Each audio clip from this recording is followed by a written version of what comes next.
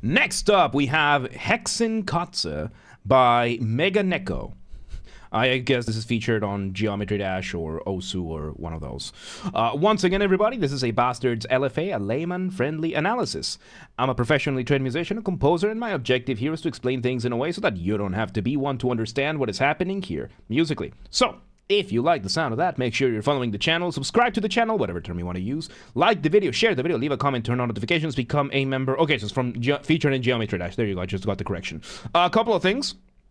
Number one, at the time of recording, we recently passed the 4,000 subscriber mark on YouTube. Thank you so much for that. I appreciate everybody being here. I really appreciate this. I do not take this for granted. I am grateful every single day that I get to do this at all and that y'all even like it. So, thank you from the bottom of my heart. Challenge for y'all. If we somehow hit 10,000 subscribers before Christmas 2025, I will take a fan fiction of the choice of the community, whatever y'all want, one fan fiction, and I will fully produce and record and fully voice act an audiobook for it. It has to be done legitimately, though. No duping, no botting, nothing like that. Go share, then make it organic. It has to be organic. It has to be legit. All right? Members. Members get early access to the content. So if you have a paid membership on YouTube, I schedule the videos for the week on Saturdays. And if you're a paid member on YouTube, regardless of the tier, you get access to the week's worth of content on Saturday. So consider becoming a member today. Two disclaimers. Number one, this is my first time hearing this ever. So I'm going to pause a lot. I'm going to be pausing a lot. And I'm going to be speaking a lot. Because I'm going to be explaining things and pointing things out as I hear them or as I realize them. And number two, this is recorded live on stream on a single take. I stumbled upon my words already. I will do it again. Whatever happens, happens. With that being said, let's do this. Hexenkatze. Let's go. Ooh.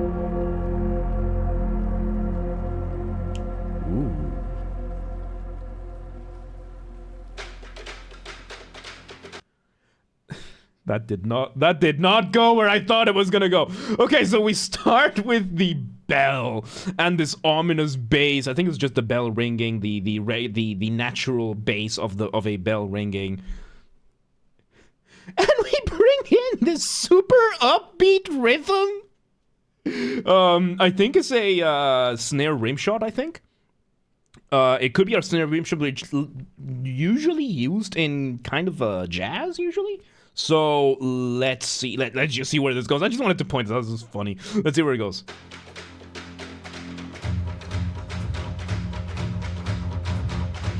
Ooh.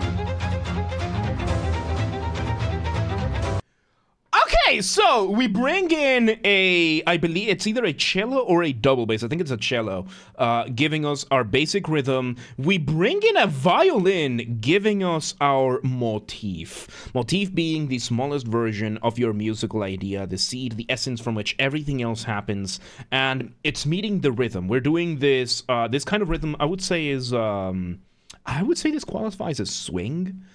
Swing is a not subgenre, but it's a standard in jazz that just means you play a certain type of rhythm. Instead of counting your measures a certain way, you count them differently. So let me actually explain it, right? So when it comes to music, you have three elements.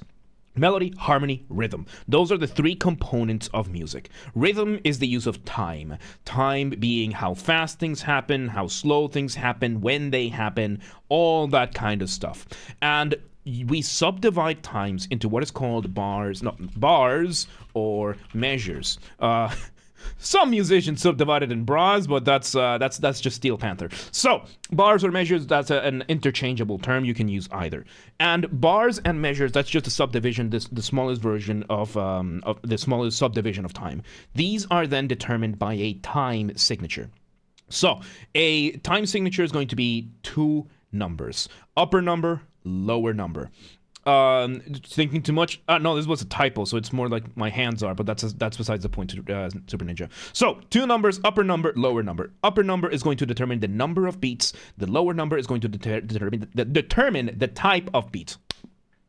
I can speak English, I promise. So, in English, it's pretty easy to remember the types of beats. Whole notes are represented by number 1, half notes by number 2, quarter notes by number 4, eighth notes by number 8, 16th notes number 16, so on and so forth. So, in this case, 4/4 would mean 4 quarter notes, and another note: one whole note contains two half notes, one half note, 2 quarter notes, 1 quarter note, 2 eighth notes, so on and so forth. So 4/4 means 4 quarter notes in a measure, which are then going to be counted for each quarter note. So 1, 2, 3, and 4. So 1, 2, 3, 4.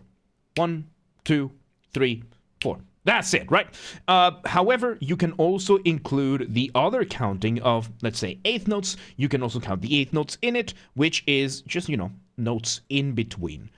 And every quarter note contains 2 eighth notes total. So we have on the beat, whatever happens in the 1, 2, 3, or 4 is called on beat. Whatever's outside of that is off the beat. Oh, I hit my microphone, sorry.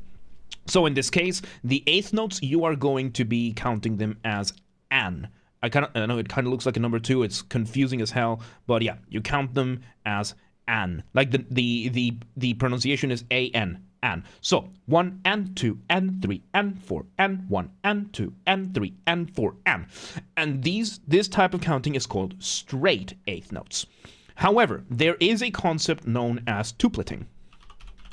Tupleting, which is putting more notes in the same space. The most popular one is the triplet, the most popular being the eighth note triplet. An eighth note triplet is when you play 3 eighth notes in this space where you would usually play 2. So these are usually represented like this. You have your 3 eighth notes, and then you put a number 3 up here. Let me just finish this line up here, and that's it. So in this case, instead of counting 1 and, you count 1 ta and ta. So first ta, second ta. So there we go. We go from 1 and 2 and 3 and 4 and to 1 ta ta, 2 ta ta, 3 ta ta, 4 ta ta. However, if you then delete one of these, let's say the one in the middle, so instead of being 1 and 2 and 3 and 4 and, or 1 ta ta, 2 ta ta, 3 ta ta, 4 ta ta, now we are skipping the one in the middle, so now we get 1 ta 2 ta 3 ta 4 ta 1 ta 2 and 3 and 4. So if we do this, we engage in what is called swing.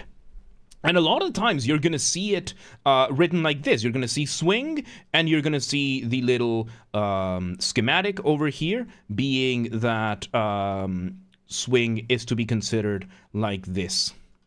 Like whenever you see the eighth notes, you play them as this, and you get pa pa pa pa pa pa pa pa pa pa pa. And if you speed it enough, then yes, and yes, Nico, but that's besides the point. Behave. All right, so yeah, we get this going. It gives us this rhythm of just swing, really, really fun, and that's what we're engaging here. Over here, just really, some scores just write swing feel nowadays because now it's a more common understood method. Earlier scores would have to write it down because people wouldn't know what the hell swing means. Nowadays, it's common knowledge enough that you can actually just do it. I still would do it. I would still add it, just in case there's confusion. Anyway, so yeah, now we have the violin, we have the drums, we have the cello playing in that rhythm. I just wanted to go on that tangent because I thought it was important to point out how this rhythm works. Let's continue.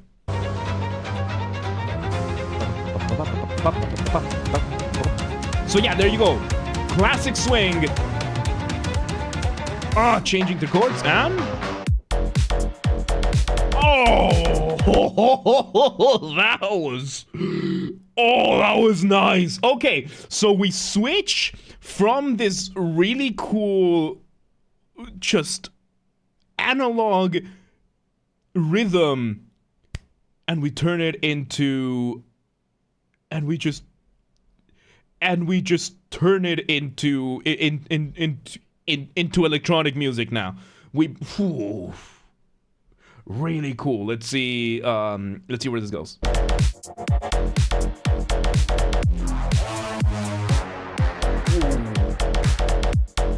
So we still have the same swing here, except now we have the what's it called, the electronic elements in it. We're doing just cadences. I would say it's not necessarily the thing. What do you mean sum of none? Valid, if you're about to say it's none of your business, why did you put it in the public chat? So, yeah, now we have this, and it's doing a cadence. Once again, when you're making music, you're doing one of two things. You are building tension, or you are resolving that tension. That point in between is called a cadence. If it's none of your business, why did you put it in a public chat?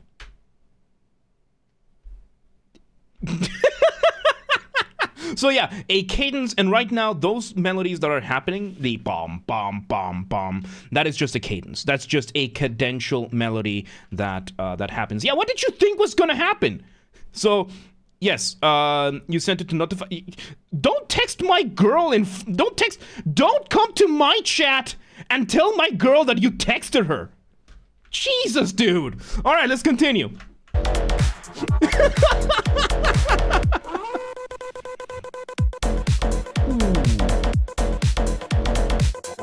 Oh, and now we bring up just we just have another synth giving us this like swing sound, and we're not using the motifs or anything. And yes, Nico, that's precisely why I'm calling it out. That's precisely what I'm calling it out, because I'm the one doing this here. There you go. So, we have this. Turns out the motif wasn't so much the melody as it was the swing rhythm itself. Man. That's a twist, because it turns out the rhythm wasn't the motif wasn't the melody, was the rhythm. It was a rhythmic motif all along, and we were just masking it as a melodic motif. Whew. And welcome, Barry, to my chat. All right. And we have a quick moment of and we bring the melody back. I love this motif. This motif is great, but this just sounds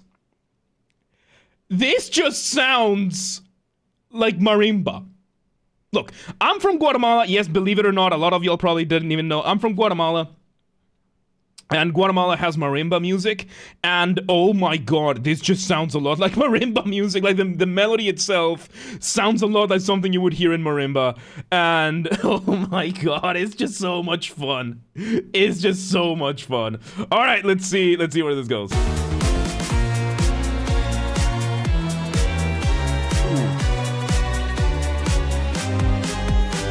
Okay, and we go from the actual version of the motif, now played in this like marimba-esque rhythm, and we move it now to an elongated version of the motif. Elongation is when you take anything in music and you slow it down. So we've now gone from having the melody being played in this like swing, this really fast swing, to just slowing it down and playing it in the quarter note. So we went from eighth note swing to just full quarter notes playing the melody like that. So to put it in a more visual manner, right? We're going from doing this really, really fast to now very slowly. That's elongation. That's elongation. So let's see. Let's see where this goes.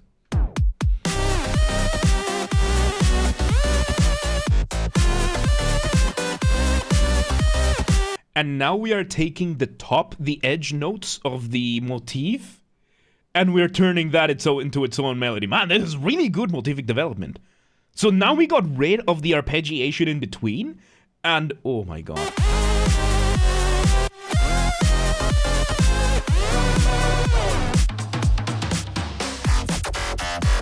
Oh man, the rhythmic displacement over there. Oh, that's So rhythmic displacement is exactly what just happened here. We used a little bit of bass to push back to delay the rhythm ever so slightly so that it could come back. It's such a fun way of doing it, and there are many ways of doing rhythmic displacement. It's very traditional. It's very common, I would say, in electronic music to use like other elements like bass or some other sample. But you can also use silence. Using silence is more tricky, but it's, yeah. Let's see where this goes. Oh.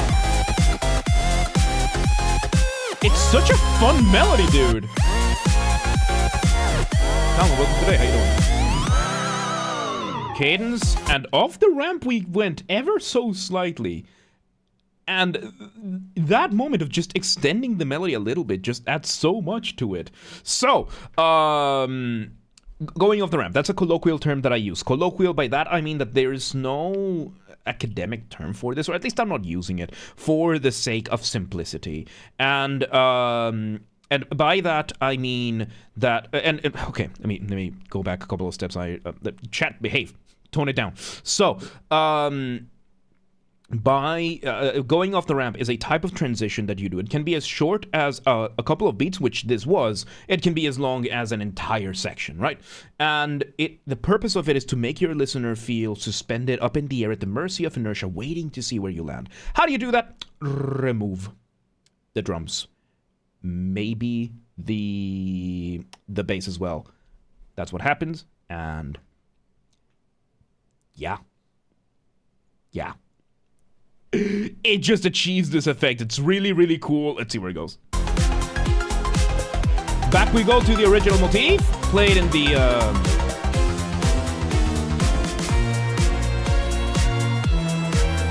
Now we bring a new version with what sounds to be some sort of saxophone. Now we change the rhythm. Oh, this is awesome. Okay, so we changed the rhythm to now just be the arpeggios, a slower version of the motif now, just playing the chords instead of playing the full motif. And oh my god, this is... Whew. That's really close. That is private, Nico.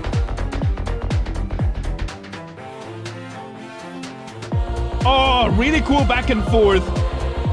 And we bring a chorus. Bring a chorus. We just completely bring a chorus to play the same chords that we were playing. We were arpeggiating those before. Now we are just singing them with a chorus. Dude, this is a trip. This is quite the trip. We're having this really cool, like, meta call and response. Call and response being a musical conversation. Usually it's between two instruments, right? Like, instrument one does one melody, one rhythm, something like that. Instrument two responds with something else. And it's just going back and forth and back and forth and back and forth.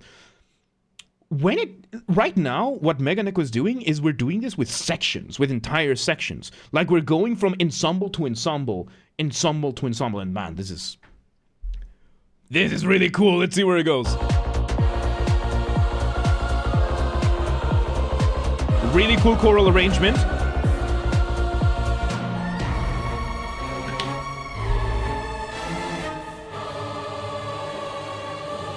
We slow everything down. The melodies are still in the same rhythm, but now the accompaniment is slower. And oh my god, off the ramp. Let's see where this goes. Just throw random new shit. Yeah, this is really cool. And here's the thing, right? When it comes to random new shit, there's a very careful balance to be had. Because I need to go back a couple of seconds because I heard an organ. But this is really important.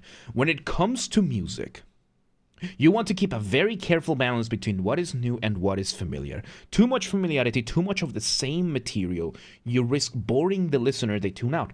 Too much new material too quickly, you risk overwhelming the listener, they tune out. So bringing random new shit is a risk, especially if you don't pace it properly. However, the way meganeko is doing it, despite us getting this new arrangement, this new ensemble, all this kind of stuff, we are still getting the same motifs or the same chords, and we're just getting them adjusted to the new setup that we're using. So there is an element of familiarity that we're using while introducing new material, which I think is the ideal way of doing in Kestrom's welcome today. How you doing? Because then we have for example, genres like gent. We have gent, which this is how you type gent, right?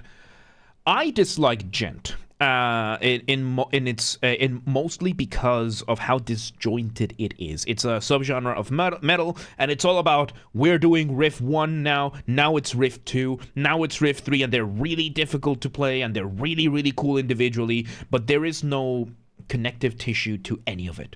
Yeah, you can't, for most of these bands, you can't really tell where song 1 starts and where song 57 ends. You can't tell one from the other. It's just a series of riffs, one after the other. They're not related in any way. There's no common thing. There's no commonality anywhere. It's entirely new material after new material after new material after new material after new material.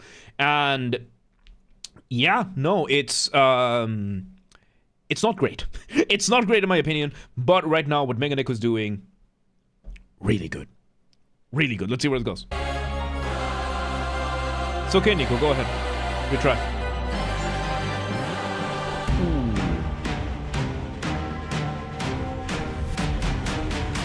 There you go. So yeah, we had a moment of bringing in an organ. Really, really cool. We're speeding this up. Man, let's see where it goes. Let's see where it goes.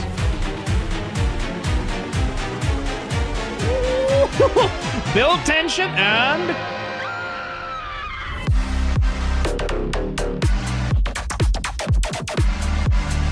and we bring in a dropping of the beat. I just mentioned the careful balance between familiar and new and all that kind of stuff. However, there's an exception. Well, there's a universal exception, which is solos, but then electronic music gets an extra exception, which is dropping the beat. Which is dropping the beat. You don't need to worry about new material or unused material or anything like that, as long as it sounds cool. And what are we doing? We're still using the swing rhythm, and then we're just bringing in the dubstep elements of it. Man, this is awesome. Let's see where it goes. Oh! Like, we still put the chords in between, man. This is really cool. Oh, it's really cool.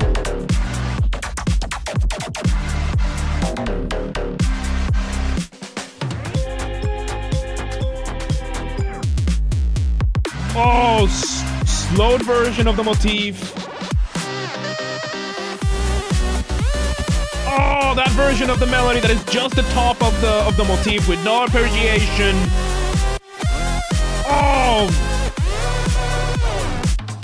Oh, and we have some of the synths are side chained. Side chaining is when your bass drum mutes everything else, right? So it gives you this sense of like oscillation, of the fading in and out of volume turning down and up of the synth, but that's the only element. Everything else is being here. Of course, we are in the climax of this piece, which is usually the last minute or so of the music, and we are revisiting as much material as we can.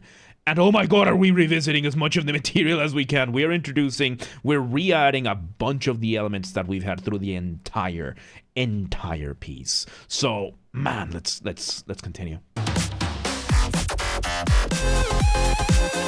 Oh, this is so cool.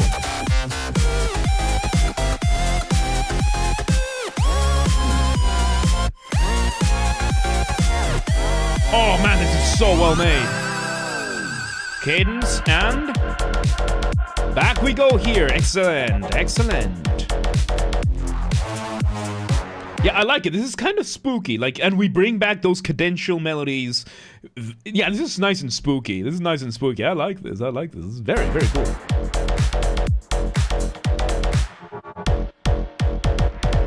Oh, and remove everything else. We bring back that initial drum beat. And it seems like that's where it's gonna end. Hang on. Okay, and we do a crossfade with the bell. We do one last crossfade with the bell, so it did not fade out. We did a crossfade. However, it's kind of not a crossfade. We just faded down slowly that initial drum, and we bring in one last ring of the doorbell, and it ends there. Man, what a trip. meganeko is always such a trip, dude. It's awesome. There you go. That was Hexenkatze by meganeko. My understanding is this featured in Geometry Dash. Really cool stuff. That was incredible. Once again, everybody, this has been a Basterd's LFA, a layman-friendly analysis. I'm a professionally trained musician and composer, and my objective here has been to explain things in a way so that you don't have to be one to understand what's happened here musically. So, if you're watching this on the YouTube video archive thing, thank you for watching. Make sure you're following the channel, subscribe to the channel, whatever term you want to use. Like the video, share the video, leave a comment, turn on notifications, become a member, all that good stuff. Once again, at the time of recording, we recently passed the 4,000 subscriber mark. Thank you, everybody, for being here. I do not take this for granted. I am grateful every single day that I get to do this at all. So, challenge for y'all. If we hit 10,000 subscribers before Christmas 2025, I will be grabbing a fan fiction of the choice of the community, and I will fully produce an audiobook based on that. Fully produced, fully voice acted by me. It has to be done legitimately, though, so no account duping, no botting, nothing like that. It has to be legit. Yes, and members. If you're a member, if you're a paid member on YouTube, you get early access to the content. I schedule the videos for the week on Saturdays, and if you're a paid member, you get access to all of the videos for the week, at least the LFAs right now, on Saturday. So consider becoming a member today. If you want to listen to this without me interrupting every 3.5 seconds, I will be linking it in the description down below. If you want to request a song and you're not on the live stream, go to the Discord server, link down below. Go to the LFA requests channel and follow the instructions on the pinned message. And if you want to catch the streams when they happen live, we aim for Monday through Friday, 6 p.m. Central European Time. If you're not in Europe, we have the full up-to-date streaming schedule in your local time zone, linked in both the Discord and the Twitch. So if you are in Austin and you're like, oh, but what time is 6 p.m. Hungary over here? It's okay. It's linked in the Discord and the Twitch. They both have it showing in your local time zone. And if you want, and follow the gaming channel. Follow the gaming channel. I have a gaming channel because, of course, I have a gaming channel. I'm on YouTube. What else could I possibly have? Games are Basterd. Link down below. That's where I put the recordings of the gaming after show VODs when they happen. Link down below, or just search for it on YouTube. Same username as James R. Basterd. Just swap the J for a G, and you got it. And yeah, there you go. There you go, man. Really cool stuff. Hexenkatze, man. meganeko was such a trip always. Really good stuff. Really, really good stuff. But yeah, let's move on.